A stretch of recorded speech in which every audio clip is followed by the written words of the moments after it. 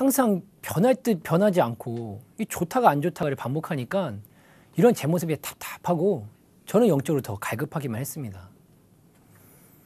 그러던 중에 저는 예수님의 십자가 사랑에 큰 은혜를 받게 됐어요.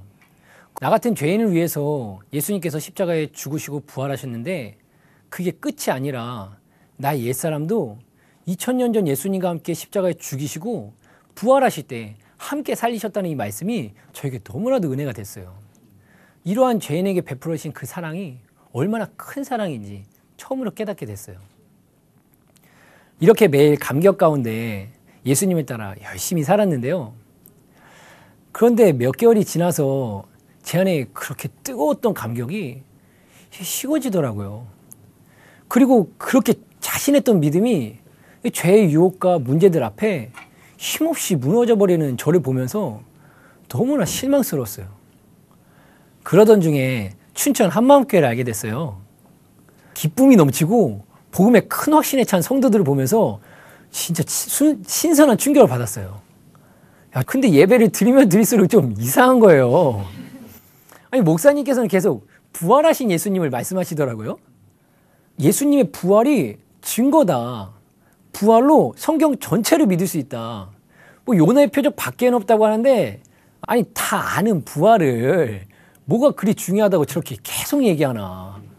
너무 한쪽으로 치우친 거 아닌가? 저 이렇게 생각했어요. 제가 알고 있던 복음과 뭔가 다른 새로운 듯한 순서와 가르침에 좀 어색했고 이 부활을 어디다 둬야 될지도 모르겠더라고요. 저도 부활 잘 알았죠.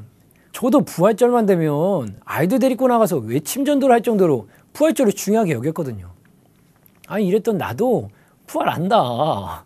그러니 부활 아무리 들어도 뭔 소리인지 모르겠고 감각이 없었어요. 목사님께서는 이미 자기 것이 강한 사람은 이 말씀을 받기 힘들다.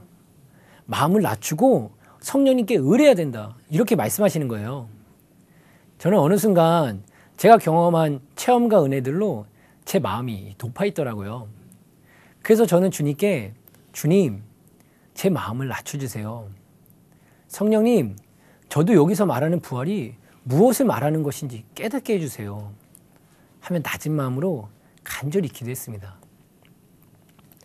그렇게 말씀을 듣고 주여 하며 기도가 들어가는데 바로 이때 성령님께서 예수님의 부활을 선명하게 비춰주셨습니다. 아멘.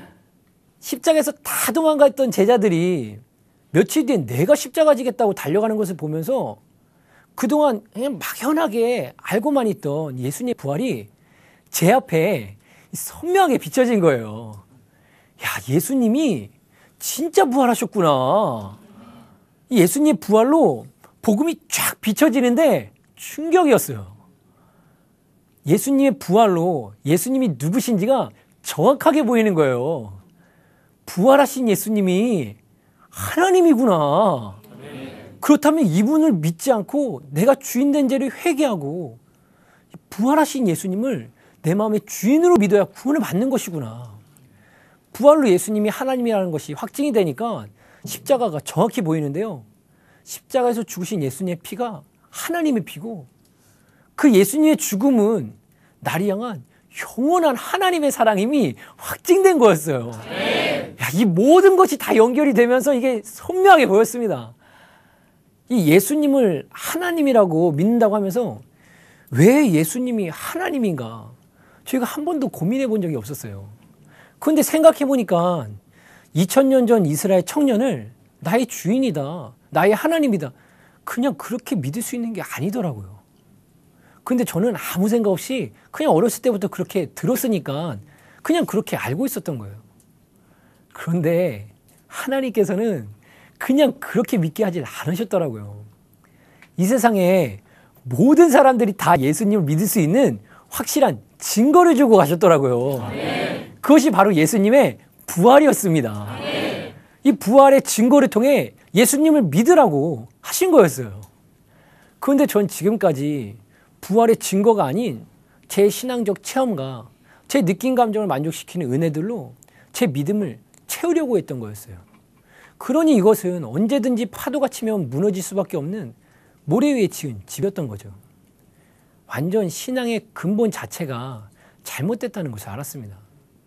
2000년 전 예수라는 사람을 나의 주인이다, 나의 하나님이다 믿을 수 있는 유일한 반석은 오직 예수님의 부활이었습니다. 아멘. 마태복음 12장 39절에 예수님께서는 악하고 음란한 세대가 표적을 구하나 선지자 요나의 표적 밖에는 보일 표적이 없다 하시는데, 내가 악하고 음란한 세대였구나. 부활로 다 이루신 예수님 앞에서 그분의 부활을 무시하며, 주님, 그건 알겠고요, 그거 말고요, 나를 만족시킬 수 있는 내가 원하는 다른 표적을 주세요 하며 다른 것들을 구했던 악하고 음란한 내가 주인된 자였던 거예요. 천지를 창조한 창조주 하나님께서 이 땅에 직접 오셨다 가셨는데 이 사건이 얼마나 큰 사건인지 모르고 다른 능력, 다른 표적, 다른 은혜들에 가려져서 부활하신 예수님을 보지 못한 내가 그동안 얼마나 악한 짓을 한 자였는지 전 눈물로 통회하며 회개할 수밖에 없었어요. 이렇게 부활하신 주님 앞에 딱 서게 되니 전 그 앞에 그대로 굴복될 수밖에 없었어요. 예수님이 하나님이다? 주인이다? 알았지만 그냥 알고만 있던 지식인 거예요. 그러니 진짜 주를 위해, 진짜 영원한 것으로 위해 살지 못했던 거예요. 그동안 그렇게 하나님의 은혜를 많이 받고도 여전히 갈급한 심령으로 헤맨 이유가 바로 부활하신 예수님이 제 마음의 주인이 아니었던 거였습니다. 전 그동안 예수님에 대해서, 십자가에 대해서, 부활에 대해서 그냥 잘 알고 있는 자였던 거예요.